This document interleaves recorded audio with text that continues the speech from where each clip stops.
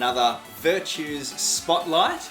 I'm really interested, Lauren, to talk about trust. It's a human virtue. It's something that resides in our human spirit. It's not a feeling.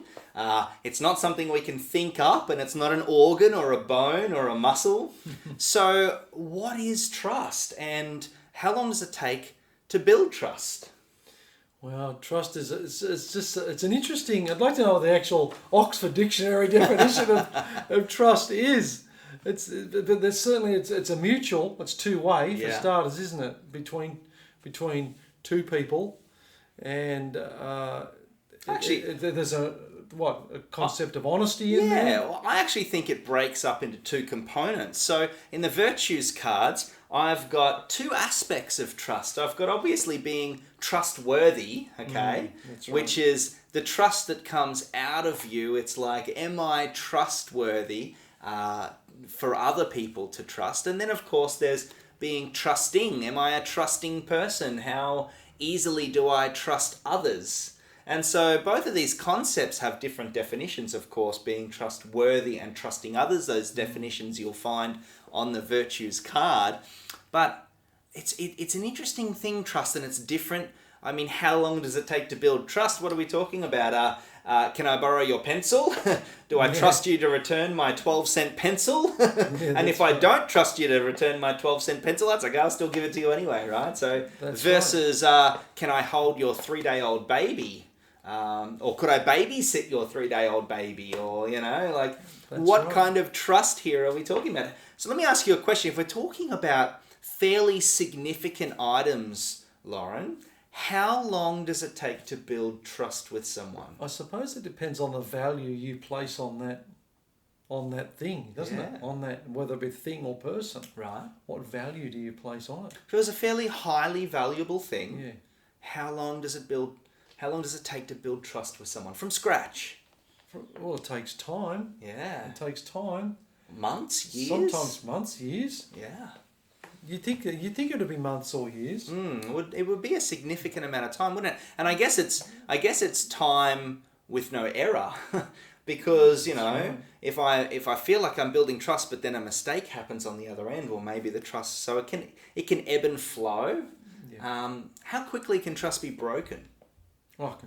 Right. Like that. Just Trust can be broken. straight away. And it's interesting, isn't it, that you've got to think very carefully about what you do, because it takes so long to build trust, and yet in an instant it can just be, and that's in a relationship, but it's also in business too. If you kind of don't do the right thing by somebody, it's we spoke about this a little bit earlier, I think, in one of our earlier sessions too. But it partly goes on with this honour code thing too, doesn't it? It really does. It kind of relates to how do we behave when people are watching versus trustworthiness. How do we behave when people are watching versus when they are not watching? Yeah, absolutely. You might think of like a politician or a leader or a colleague at work. If they behave in a very different way to what they're saying. My granddad used to say, do what I say, don't do what I do. Well, we have an integrity issue, don't we? There's an integrity issue, that's right. And this whole trustworthiness thing is sort of all interlocked with this. It is, yeah, absolutely. So part of our character, part of our human spirit is this whole aspect of the virtue of trust. And so just a little bit of a thought right now. How trustworthy are you? How trusting are you? And are these areas in your emotional health, in your character, that you would like to improve upon, that you would like to grow? I got a quick little equation for you, Lauren, that actually can really help to unlock this. It's something that I share in the relationships course that I run, that you and I will actually be delivering shortly. It will be available on the website to purchase and to go through the relationships course. It's all interlinked with this interpersonal growth, but what we've done is we've handpicked the interpersonal models that are really suited to this personal improvement course, and then we've left the ones that really are designed for marriage, for a pre-marriage course or a marriage course once you're already married. We've left that for a separate program. But it's a great little equation that talks about breaking trust into 4 areas, Lauren. And that's, I'm not going to go into it in this particular video, but it talks about the 4 key ingredients to trust and growing trust. And so it's really interesting. What I'd like you to do now is really have a think about your trust muscles. There's 2 of them. How trustworthy do you think you are? And how trusting do you think you are? And what room for improvement is there within those 2 areas of trust? And maybe do a now what?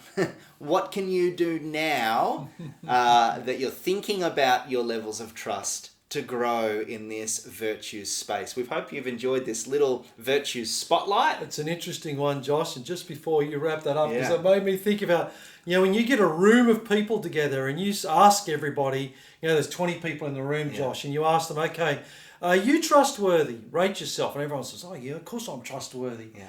And then you ask the same group, do you trust the other people in this room? It'll be way lower than what it is. And it's like, how do we get those 2 to...